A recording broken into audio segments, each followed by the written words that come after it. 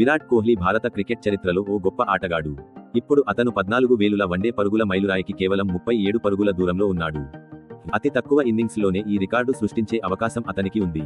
అయితే ఈ ఘనతను నేడు బంగ్లాదేశ్పై సాధిస్తాడా, లేక పాకిస్తాన్ మ్యాచ్ వరకు వేచి చూడాలా? కోహ్లీ ప్రస్తుత ఫామ్. ఇటీవల ఇంగ్లాండ్తో జరిగిన వన్డే సిరీస్లో కోహ్లీ మొదటి 2 మ్యాచ్ల్లో విఫలమయ్యాడు. కానీ మూడో వన్డేలో 52 పరుగులు చేసి ఫామ్లోకి వచ్చాడు. కానీ 14,000 పరుగుల మార్క్ అందుకోవాలంటే ఇంకా 37 పరుగులు చేయాలి. 14,000 పరుగుల రికార్డు ఎవరి వద్ద ఉంది? ఇప్పటి వరకు ఈ రికార్డు సచిన్ టెండూల్కర్ పేరిట ఉంది. సచిన్ 350 ఇన్నింగ్స్లో 14,000 పరుగులు చేశారు. కుమార్ సంగక్కర 378 ఇన్నింగ్స్లో ఈ ఘనత సాధించాడు. కానీ కోహ్లీ 284 ఇన్నింగ్స్లోనే 14,000 పరుగుల మార్క్ అందుకునే అవకాశం ఉన్నాడు. అంటే అతను చరిత్రలో అత్యంత వేగంగా 14,000 పరుగులు చేసిన ఆటగాడిగా నిలుస్తాడు.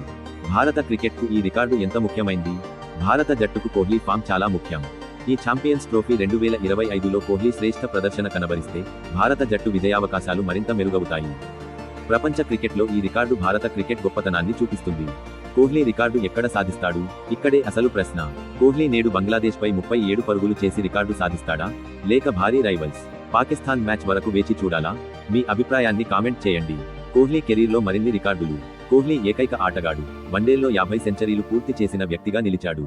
అతను అత్యంత వేగంగా 8,000, 9,000, 10,000, 11,000, 12,000 మరియు 13,000 పరుగులు చేసిన ఆటగాడిగా చరిత్రలో నిలిచాడు. ఇప్పుడు మరో మైలురాయి కోసం సిద్ధంగా ఉన్నాడు. మ్యాచ్ రసవత్తరంగా మారబోతుందా?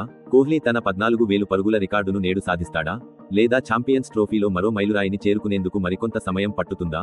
క్రికెట్ ప్రేమికులందరూ ఈ మ్యాచ్పై ఉత్కంఠగా ఎదురు చూస్తున్నారు. కోహ్లీ రికార్డు సాధిస్తాడని మీకు అనిపిస్తే ఈ వీడియోకు లైక్ కొట్టండి. మీ అభిప్రాయాన్ని కామెంట్ చేయండి. ఇంకా క్రికెట్ అప్డేట్స్ కోసం మా ఛానల్కి సబ్స్క్రైబ్ చేయడం మర్చిపోవద్దు. జై హింద్.